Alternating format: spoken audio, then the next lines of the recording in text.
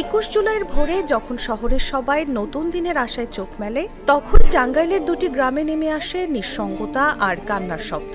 Uttara milestone school and কলেজের দুই শিক্ষার্থী তানভীর ও মেহনাজ আর কখনো ঘরে ফিরবে না। তানভীর মির্জাপুরের নগরভাত গ্রামের এক স্বপ্নবাজ কিশোর। ডাক্তার হওয়ার আশায় প্রতিদিনের পড়ালেখায় নিজেকে বিলিয়ে দিত। ছুটি পেলে গ্রামে ফিরত ঠিকই, কিন্তু খেলার চেয়ে বইয়ের পাতায় তার আনন্দ ছিল বেশি। ছোট ভাই তাসবিরের চোখে সে ছিল আদর্শ।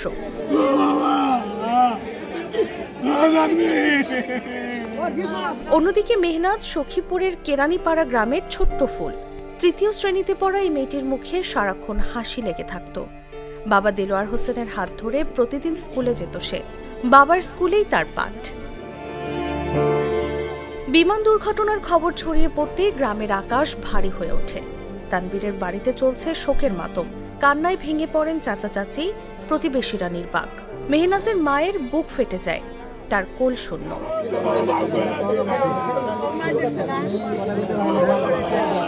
মঙ্গলবার তানভীরের মরদেহ গ্রামের বাড়িতে আসবে। সেখানে নামাজে জানাজা শেষে পারিবারিক কবরস্থানে দাফন করা হবে। তাদের স্বপ্ন থেমে গেল, কিন্তু স্মৃতি রয়ে যাবে হাজারো চোখের জলে। শোক জানান অনেকেই, কিন্তু হারানো দুটি প্রাণের শূন্যতা ভাষায় প্রকাশ করা যায় না। তারা ছিল এক ঝাঁক আলো, হঠাৎ নিভে যাওয়া তারার মতো। নিউজ ডেস্ক, জাগো নিউজ। দেশি পাকা টমেটো আর সিক্রেট রেসিপির কম্বিনেশনে তৈরি প্রাণ সসের বস।